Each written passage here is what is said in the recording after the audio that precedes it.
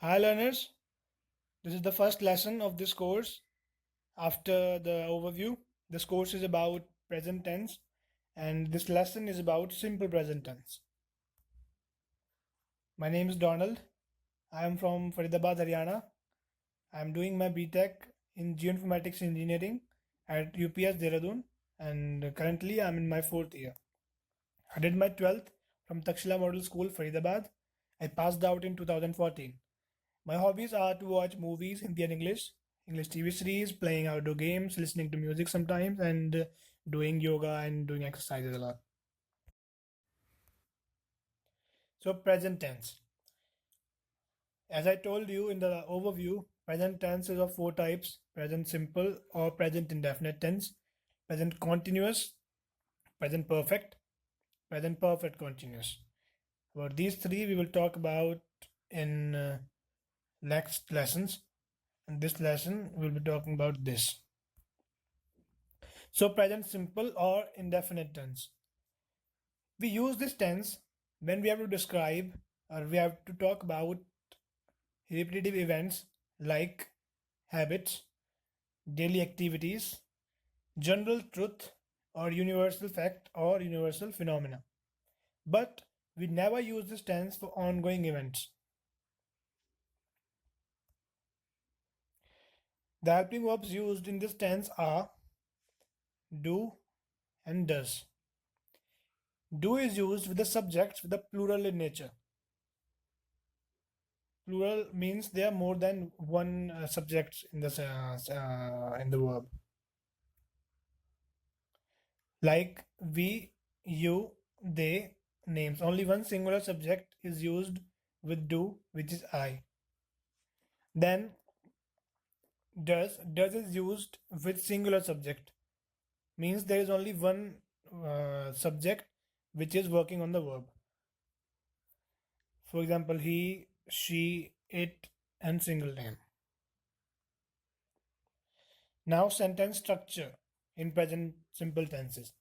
For positive sentences, we take the subject first, then verb with its first form or in its simple form, then we add s or es at the end of the verb, and at last object. For example, he walks a lot. She goes to school.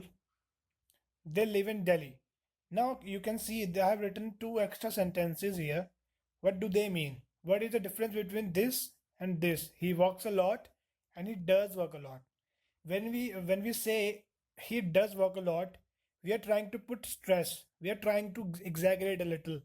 For example, when someone says you don't study, and you have to reply, yes, I study. So instead of saying yes, I study, you say yes, I do study, because you want to put more stress on your words. You want to sound more intense, more serious. That's when we use here this. We use do or does in positive sentence. Otherwise, we use simple verb plus s and es like this. And if I have to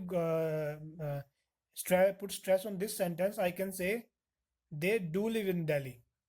If someone says they don't live in Delhi, they live in Chandigarh, and I have to say they do live in Delhi. So I can say it like that. For negative sentences, subject, then do does, then not, then verb, then object. For example, he does not walk a lot. I do not like burger. It does not snow in Africa. Now you can, instead of using does not, use doesn't. In place of do not, you can use don't, and in speech only.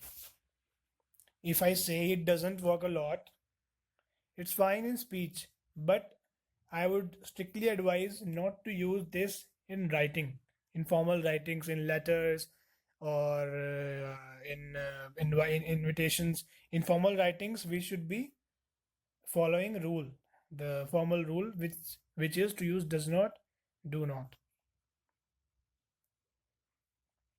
Then interrogative sentences. First, helping verb, that is do or does. then subject, then verb, then object, then question mark.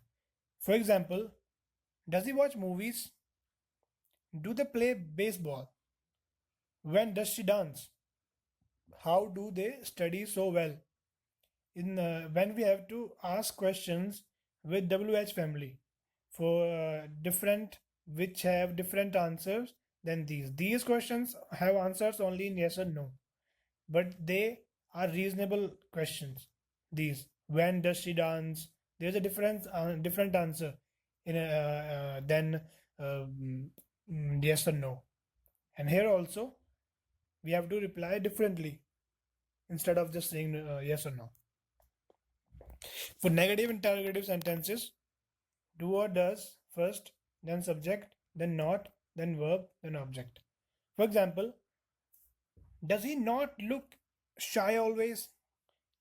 And here too you can do this. Instead of does he not, in speech you can use doesn't he, doesn't she, don't I. Does she not eat too fastly? Or doesn't she eat too fastly? Do I not stammer while speaking? Don't I stammer while speaking? But do not use this in writing. Again, I advised you just in last sentences. Here also, I will advise you not to use these in formal writings. So, what are the rules to add s or es in the end of a verb? First, when there is a consonant or e, consonant, there are 26 alphabets in English. 5 are vowels, a, e, I, o, u, and rest are consonants. When there is a consonant or there is e at the end of the verb, we simply add s at the end. For example, walk, when we add s, it becomes walks. Live, it becomes lives. Then, if there is o, x, sh, ch, double s at the end of the verb, we put es there. For example, go, it becomes goes, miss, misses, fix, fixes, wash, washes, watch, watches. Then if there is consonant plus y at the end of the verb, add simply es at the end. For example, study. Study has y at the end. So we remove y and we add ies. Studies. Try. We remove y and we add ies. Tries. If there is vowel plus y at the end, then we just add s. For example, play, it becomes plays, and buy, it becomes buys. Thank you. If you like it, please rate it well out of 5. Do feel free to post your comments, post your doubts and queries and suggestions in the comments section, and share it with your family, with your friends, with your relatives to help them learn English. And I promise I'll come out soon with more courses and with better courses. Thank you all.